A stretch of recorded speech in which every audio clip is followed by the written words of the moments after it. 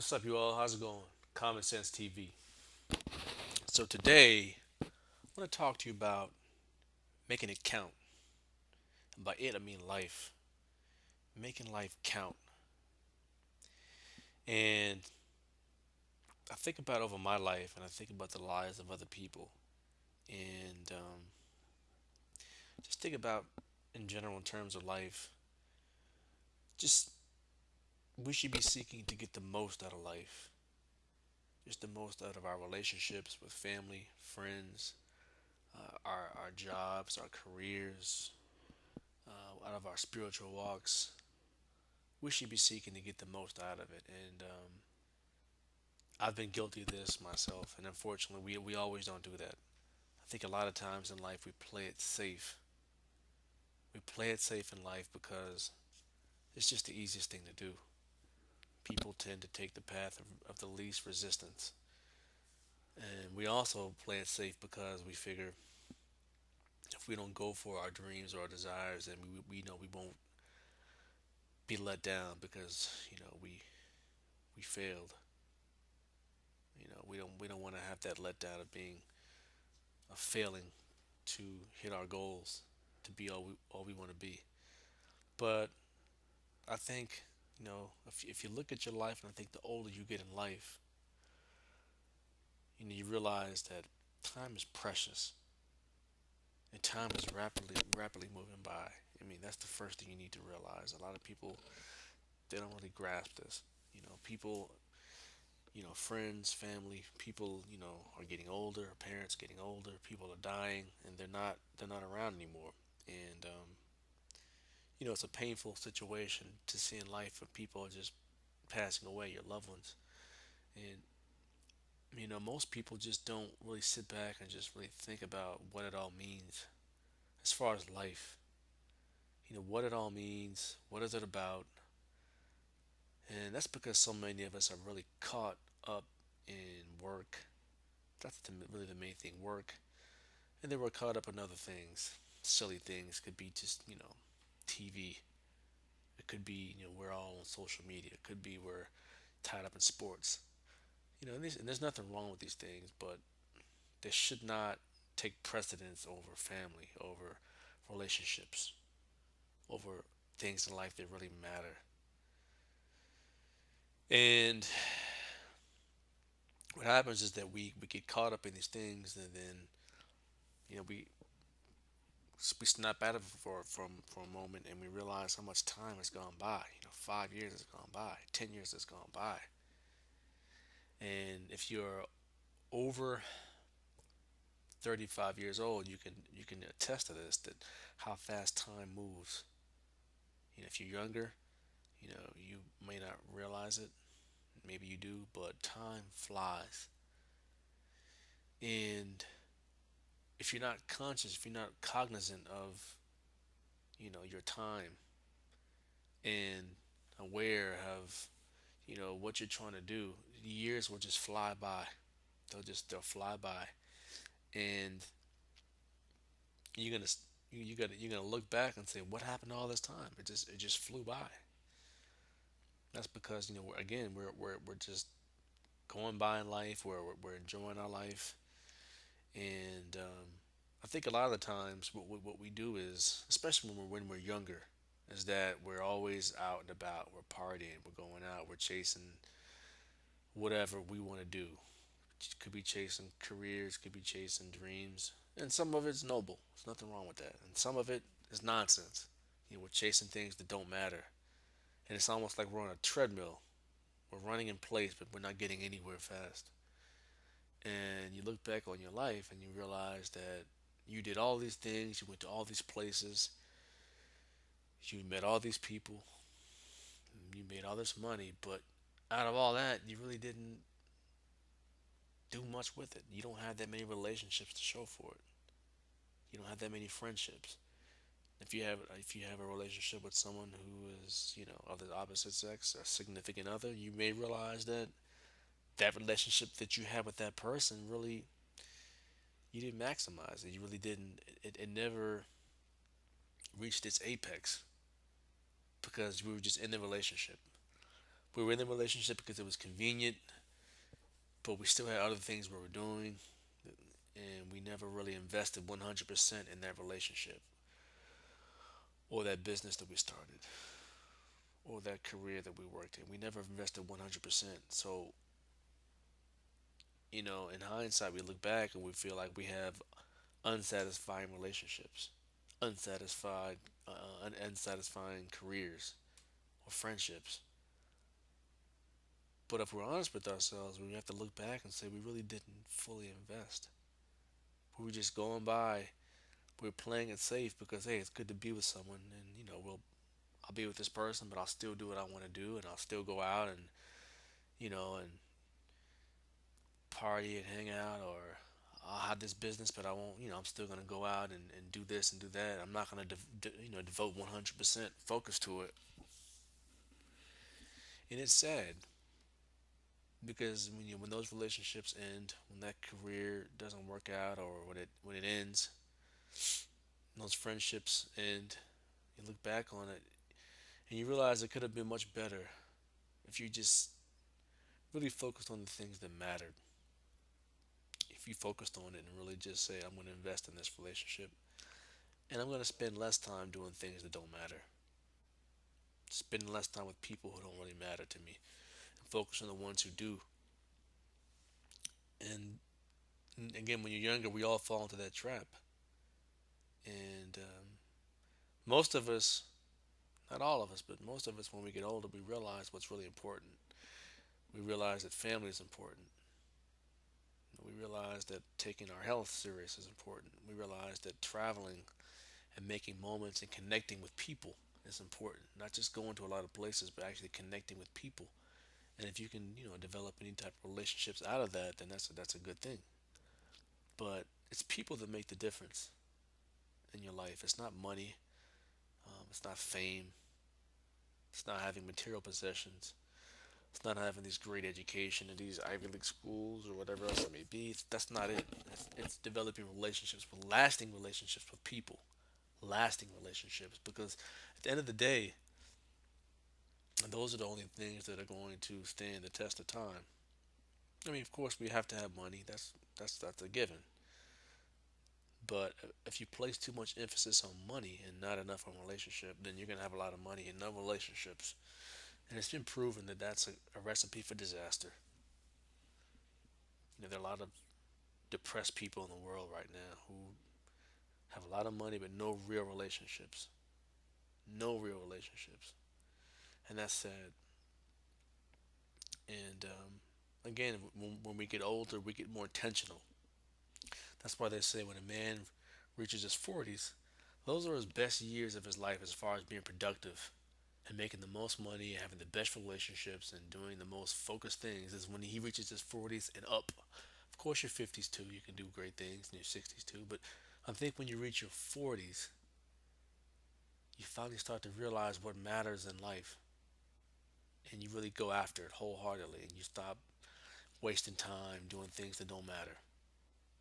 You know, you still, you still are aware of those things, and sometimes, you may look at it here and there. You may go out and hang out a little bit of time, but you're focused on what it is that you're doing, be it your business, be it your family, your relationships, your career, whatever. You're focused on it because you know all those other things really don't matter, and all those other people who we felt like we had to be around and hang around just because we wanted company or we wanted to feel cool. We don't need to do that anymore.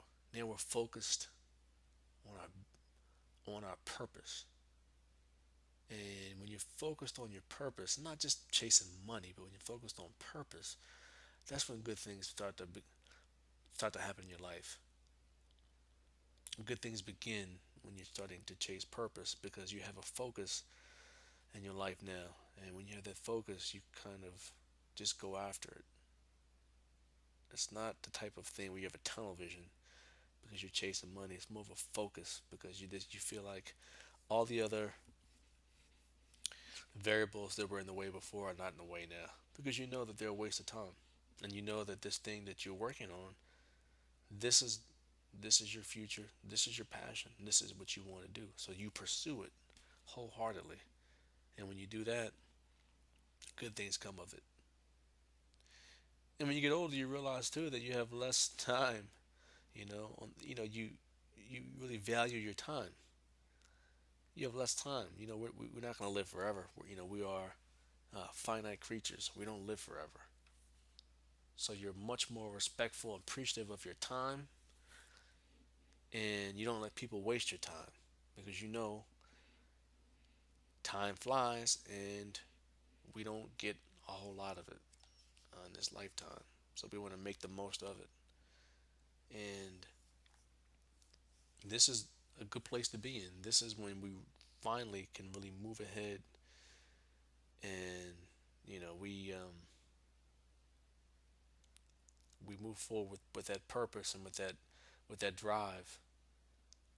And when you have that, I think that's when doors open and finances that they'll come automatically. They're gonna come. Um, so I think that when we speak about purpose, it's always relevant, or it's always good to say that we have to be intentional about what we're doing. Know why we're doing it. Because if you don't know why you're doing it, after a while you're gonna be like, why am I doing this? And you're gonna give up on it. So you have to be intentional with what we're doing. And when we get older, I think at this point we've been working on things in our lives. We know what doesn't work, what does work. We kind of stick to the things that we're good at. And then at this point, we are consciously, well, really, we're unconsciously competent at this point. Different stages in life. I've worked in sales for many years, and they say there are different stages of being a professional or an expert at something. The first stage is you're unconsciously incompetent, which means you're not even conscious that you're incompetent at what you're doing. You have no idea. You're just going through life bumbling around. The next stage is becoming aware. It's becoming consciously competent. Excuse me, consciously incompetent. So when you're consciously incompetent, you're now aware that you're incompetent, and you know you need to fix certain areas of your life, and you're trying to figure out how to do it. And then the next stage is once you've been working, year in and year out on becoming competent. Now you're consciously competent, which means that now you have to constantly be aware, of, okay, when am I doing this? Am I doing that? But you're competent. You constantly have your mind on doing the right thing, doing the right things, um, being the best in your field.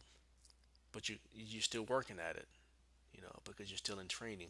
And the last phase is you're unconsciously competent because you've been doing this thing for so long. At this point now, it's like second nature to you.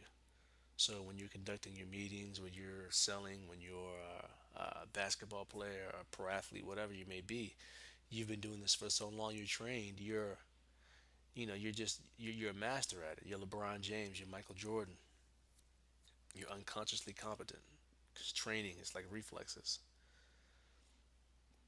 So that's those are important stages to keep in mind. And again, I just want to really touch on relationships in life because I really believe that relationships are the most important things during our lifetime. Without relationships, you really have nothing. And I don't care how much money you have in the bank or how many homes you may have. You have nothing if you have no relationships. You really have nothing. You know, you can go through life, putting your money before everything else, and but all you're really doing is just you're wasting your time. If you're married, you're probably collecting a lot of anniversaries.